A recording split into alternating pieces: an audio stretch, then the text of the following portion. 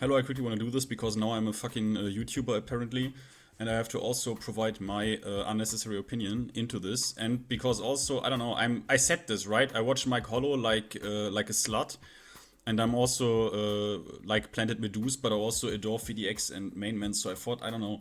Why am I not providing also my perspective on things? Because I watched the PlantedMedus this, and he said some very true things, but also some things were not said.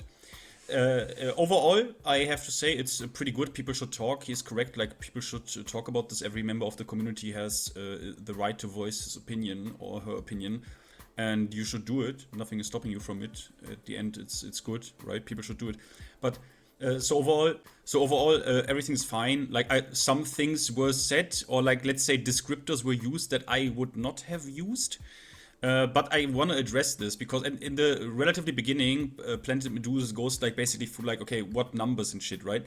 And he's not wrong. Basically everything he says is correct, but I think there are some things missing that are important for the context here.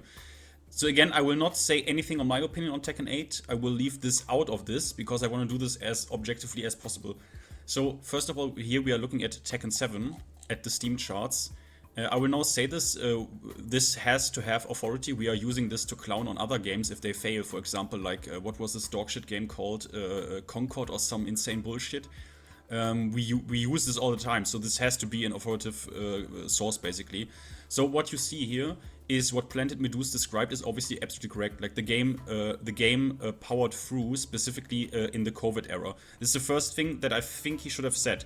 The game specifically in the COVID era got this like massive boost, right? COVID played a role in this. I think specifically, for example, Aorichi in that period of time around here, like basically went super deep into the game. Now, I want to highlight this.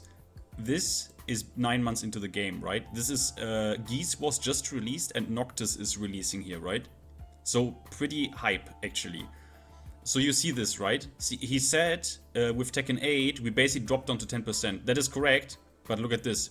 We also did. We also did in 7, right? He is not wrong. He is correct, but we also did here. Even though we just had Geese release and Noctis was announced.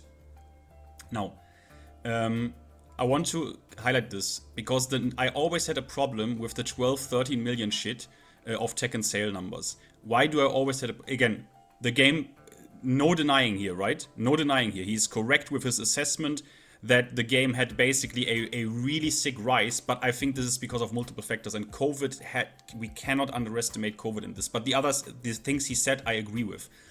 Now, here we are basically at the price history for Tekken 7. I have to add this context because I think it is important.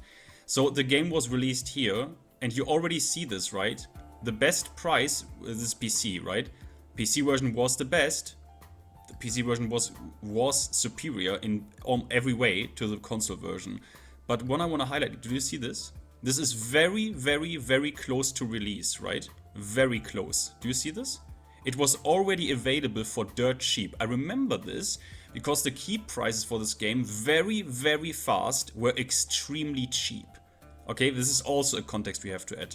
Second context, I will dim this down a bit so you don't get flashbanged in your face. This is Humble Bundle. This game was part of multiple Humble Bundles over the year. This was 5 years ago, so 2018, oh, I see it, 2019. So this game was part of, this means, if you don't know what Humble Bundles are, these games were literally sold for pennies on the dollar, for literal cent. I myself own 3 copies of Tekken 7. Another aspect, the game was part of PS Plus for years. I think, when was I with a friend and it wasn't PS Plus? 2020 or something, it wasn't PS Plus. And I cannot say, no one can probably, but I would suspect an installment through a subscription service like PS Plus will count in their books as a sale. I would not be surprised if that is the case. So it was also part of PlayStation Plus. Now we are looking at the system requirements of Tekken 7, which is also very important. This game was mainly played on PC. If I interpret the statements that were made correctly, the game was not dead, but very, very low populated on console, especially a few years into the game. Remember, when did PS5 came out? End of 2019? It's not, you know, it's 2 years or something after. And the PC version was superior. I want to highlight this though. I want to highlight the context of the system requirements in the context of release. I played this game. Do you see this is recommended, right?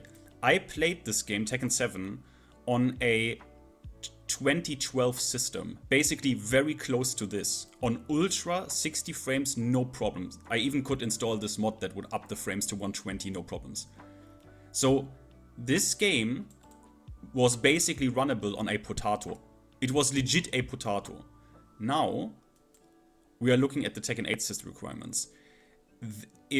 So I know a lot of players, I can't say how many, but I've seen those that have played Tekken 7 on PC have switched to console. Why? It's cheaper, right? Because this is literally at the edge where you can run this game on like 1080p ultra without like insane upscaling. This is on the edge of that.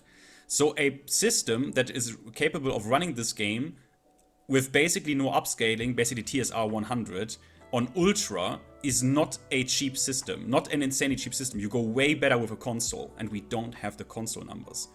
And you can get a PS5 for, correct me if I'm wrong, around about 400, maybe even cheaper now, right? So these numbers from Tekken 8 are probably even higher, right, than the drop to 10% we see. It is probably higher. Again, not saying anything about my opinion on the game, because I want to keep this as neutral as possible. And you can still see, right, 6,000. This is a Heihachi month, right? So we are at like round about, let's say average, let's say 6,000. That means overall, even if I don't add the context of like, what's with console, we are at basically 3 times the player numbers. That is not my complete point here. This is my complete point. We have to add this into the context. So we now not only have this, and now I'm gonna say my opinion on this abomination of a fight pass, battle pass, which is a legit an affront aiguë for $5 or whatever this dog shit costs. It is literally insanity. But we also have a Tekken shop and the Ultra Editions, right? Season Pass fighters sold individually and all that shit. So we have a shop, a season pass, and a battle pass. Now, we all play the game. Every other opponent I see, I get matched with people. I played personally on Genmaji Temple. I didn't buy it. I played on Genmaji Temple 2, 3, 4 dozen times already. Because people have bought it. People buy it. I'm honest with you. Yes, I buy the fucking battle pass. I do. Yes, I do. And almost every dude I see also buys it. And I see DLC customs all the time. I see like legendary legacy costumes. I see it all the time. I have the Jin custom, right? So now, what is now the problem? The problem, and I would like to discuss this. Actually, but if they even at any point listen to this, I doubt it. But my problem is, or the thing I think is now the main question. Again, I'm not saying anything about my opinion on the game. I want to keep this neutral. But let's say you are someone who is not happy with the direction of the game right now, and you want it to change however drastically you want it to look like. You now have a problem. Because if I accept the context I laid out here as reality, this game is right now doing way more, like way more profit. It's making way more money than Tekken 7. Right? If we agree with the factors I laid out and accept it, then yeah, it's some good points, yeah. So now, we are now in a board meeting with Namco or Harada or the balancing team and the big boys and the big suits, how do you now make a case for them that drastically, or not drastically, but obviously 180 direction change is now good for the game if the only thing that interests you the most is bottom dollar? Right? How? How do you make a good argument for this? And what I listened to them when they say this to me, right? They already said in, I think, the first big patch, wasn't it?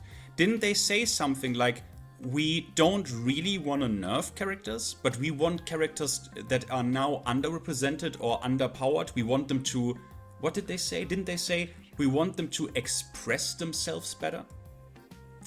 So even, I mean, FDX said, like, oh, everyone is, he said this, right? He said, oh, everyone, like, after the Tekken World Tour finals, everyone is expecting, waiting for, everything is waiting for balance and shit. He said this, FDX said this. Now, even I have to say to him here, like, I don't know, bro, like, why would anything change? So this is again not saying if I dislike or like the game or what I'm thinking about certain mechanics. I'm just saying this is the reality I see, and the problem I see for people who want, let's say, drastic or however drastic, it doesn't matter, changes to the game that are not in line with the direction the game was released or we see in the general philosophy of it. What do we make of this? I'm just this. I thought, because I never heard these points. If someone has addressed this already, sorry. But I never heard these points, so I wanted to add this to the discussion. Maybe someone is watching it who is interested in this. Thank you for your time.